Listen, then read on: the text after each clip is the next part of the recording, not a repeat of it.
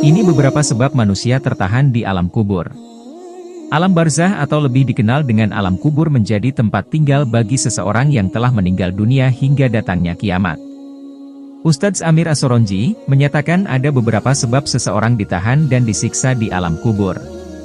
Sebab tersebut diantaranya tidak membersihkan diri dan tutup aurat saat kencing, mengadu domba, mencuri harta rampasan yang bukan haknya, berdusta, mengabaikan Al-Quran, zina, dan riba.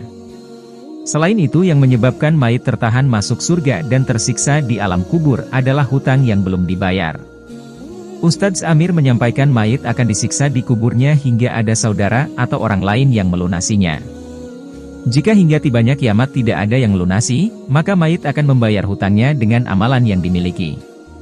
Semisal amalannya tidak cukup untuk membayar hutangnya, maka siksaan baginya yang ditambah. Ini sangat membahayakan.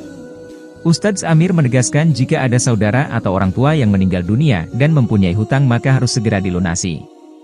Jika mayit semasa hidupnya tidak pernah bercerita mengenai hutang, maka bagi yang masih hidup alangkah baiknya mencari tahu dan bertanya kepada orang lain apakah mayit memiliki hutang. Lebih lanjut, ia menjelaskan jika seseorang memiliki hutang namun yang dihutangi sudah meninggal, maka dapat dilunasi lewat bersedekah dengan niat untuk yang dihutangi. Seperti itu diperbolehkan, nanti amalannya untuk si mayit.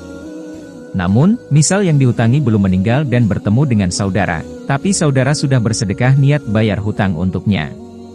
Maka jujurlah bahwa saudara pernah membayar hutangnya melalui sedekah yang diniatkan untuk dia. Jika dia tidak percaya dan meminta uang, maka berilah uang tersebut. Nanti amalan sedekah yang lalu akan berpindah ke saudara. Ia berpesan jika seseorang berhutang kepada orang lain, sekecil apapun hutangnya sebaiknya memiliki saksi akan transaksi tersebut. Harapannya saksi akan mengingatkan dirinya bahwa memiliki hutang kepada orang lain. Namun jika tidak memungkinkan ada saksi maka hutang juga harus dicatat di buku atau papan yang sering ia lihat setiap hari, sehingga dapat mengingatkannya untuk segera membayarnya. Sebab jika ada hutang alangkah baiknya segera dibayar sebelum meninggal dunia, sebab kapan ruh dicabut tidak ada yang mengetahui. Mayit disiksa karena tangisan orang yang masih hidup. Selesai menjelaskan mengenai hutang, Ustadz Amir menyampaikan kajiannya mengenai tangisan orang lain yang dapat menyebabkan mayit tersiksa di surga. Hal ini sesuai sabda yang berbunyi, telah menceritakan kepada kami Syubah, dari Abu Bakar bin Haf ia berkata, aku telah mendengar Ibnu Umar dari Umar bin Khattab radhiyallahu anhu.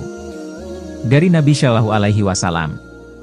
Ia bersabda, seorang mayit akan disiksa dengan sebab tangisan orang yang masih hidup.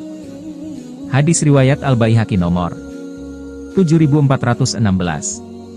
Ustadz Amir menuturkan tangisan yang dimaksud adalah tangisan yang disertai dengan ratapan, sebab tangisan yang demikian menandakan keluarga mayit tidak terima dengan kematiannya. Serta rasa ketidakterimaannya tersebut mengasumsikan bahwa orang yang ditinggal tersebut tidak terima dengan takdir Allah. Apalagi meratapi sampai pukul-pukul badan sendiri, pukul tembok, atau mengucapkan belum siap ditinggal. Jangan sampai terjadi, itu bahaya untuk si mayit.